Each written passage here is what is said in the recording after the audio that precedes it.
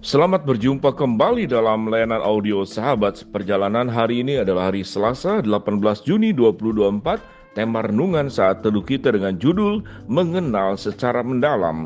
Firman Tuhan terambil dalam Yohanes 10 ayat 14 sampai dengan ke-15. Demikian bunyi firman Tuhan. Akulah gembala yang baik dan aku mengenal domba-dombaku dan domba-dombaku mengenal aku.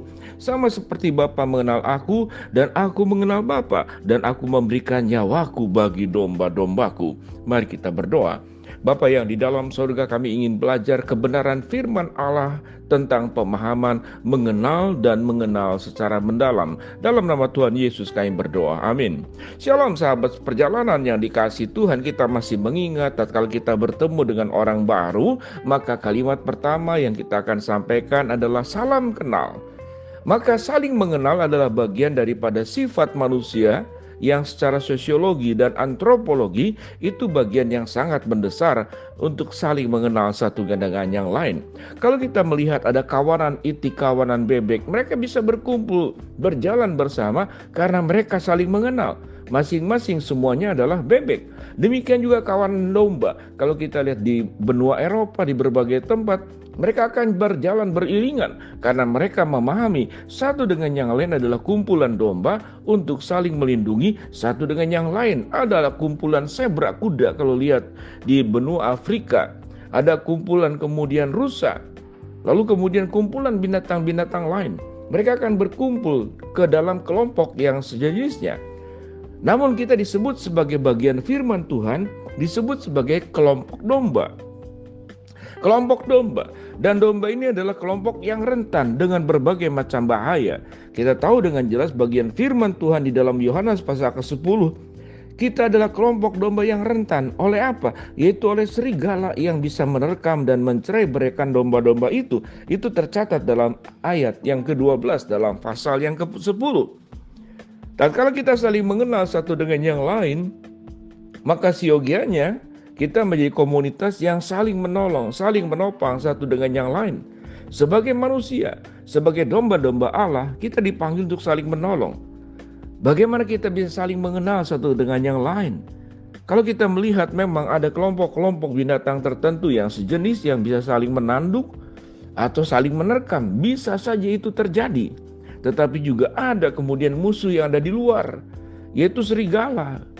Mungkin binatang yang lain, binatang buas yang lainnya yang bisa mencerai-beraikan. Maka siogianya tatkala ada ancaman dari pihak luar, kita dipanggil untuk saling menolong dan saling menopang satu dengan yang lain. Namun pada bagian yang kita pelajari pada Injil Yohanes pasal ke-10, selain kita saling mengenal dan saling menolong satu dengan yang lain, kita butuh gembala. Kita butuh pihak yang lebih berkuasa dari kita yang menolong. Siapa itu? Yaitu gembala yang baik, yaitu Kristus sendiri yang memberikan nyawanya bagi domba-dombanya. Dialah pribadi yang memberikan nyawanya, tidak hanya untuk memberikan keselamatan kepada kita, tapi juga memberikan perlindungan, memberikan berkat, memberikan kesembuhan. Dan kita tahu dengan jelas apa yang dilakukan oleh Tuhan Yesus selama hidupnya di dalam dunia. Bukankah Yesus yang kemudian mencelikkan orang buta, membuat yang lumpuh berjalan, membuat yang mati bangkit kembali? Yang kemudian yang sakit kusta disembuhkan, yang sakit pendarahan disembuhkan, seorang anak yang sudah meninggal disembuhkan oleh Tuhan. Maka Tuhanlah sumber segala sesuatu sebagai gembala agung yang menjawab setiap permasalahan satu dengan yang lain. Lalu apa yang dimaksud dengan saling mengenal dengan mendalam? Maka kita perlu mengenal Allah dengan mendalam, mengenal Tuhan dengan mendalam, mengenal sesama relasi kita satu dengan yang lain sebagai domba-domba Allah secara mendalam, antar anggota keluarga, antar komunitas, di dalam komunitas gereja. Maka mengenal adalah bagian yang paling penting supaya kita ada di dalam komunitas yang benar dan kita tidak ada di dalam komunitas yang keliru. Kita masuk dalam kelompok domba dan bukan kelompok kambing. Kita masuk dalam kelompok gandum dan bukan kelompok ilalang. Kita masuk ke dalam kelompok umat pilihan dan bukan umat yang kemudian melanggar firman Allah yang berjalan tersesat, mencari jalannya sendiri. Mengenal Allah, mengenal sesama. Kalau kita melihat dua bagian ini, mana yang lebih penting? Maka yang pertama tentu adalah mengenal Allah. Orang yang mengenal Allah akan dipanggil untuk mengasihi Allah, mengasihi sesama, dan juga mengasihi. dengan sepenuh hati, dengan segenap hati, dengan segenap akal budi, dengan segenap kekuatan untuk mengasihi Allah, mengasihi sesama kita, sama seperti kita juga mengasihi diri sendiri. Bagaimana orang yang mengenal Allah secara mendalam, maka dia akan juga mengenal setiap pribadi individu yang di sekitar kita juga secara mendalam. Pengenalan yang mendalam tidak berdiri dengan diri sendiri, tetapi harus diiringi juga bagaimana berani berkorban, berani memberi yang terbaik kepada satu dengan yang lain.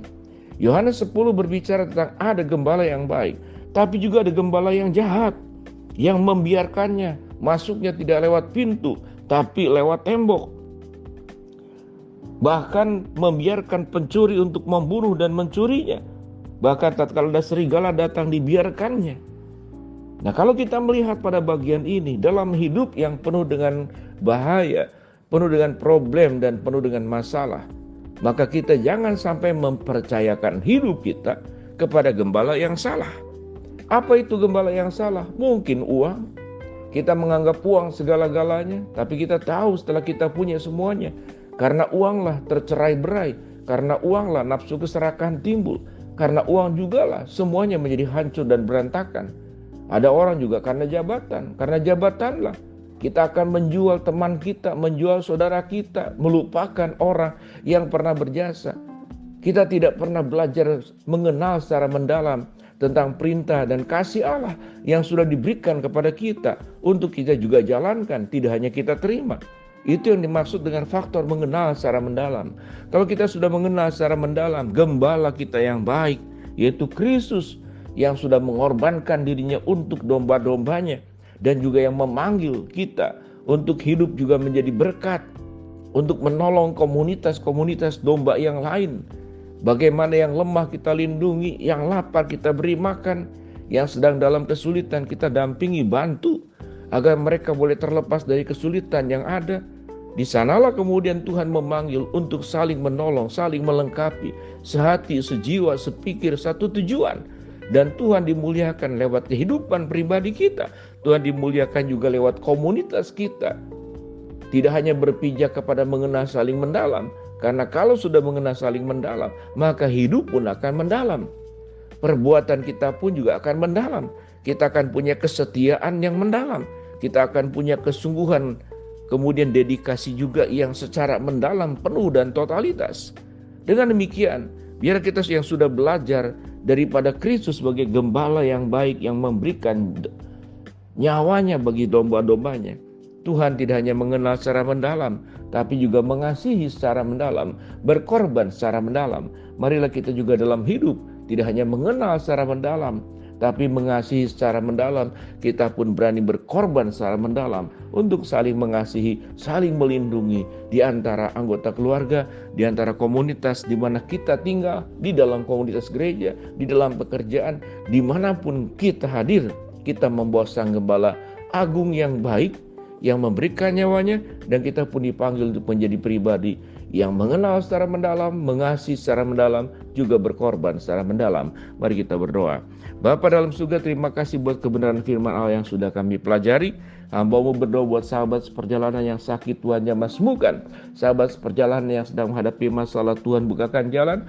Sahabat seperjalanan yang sedang berdoa mengharapkan sesuatu, Tuhan kabulkan dengan cara dan waktunya Tuhan. Dalam nama Tuhan Yesus kami berdoa, amin.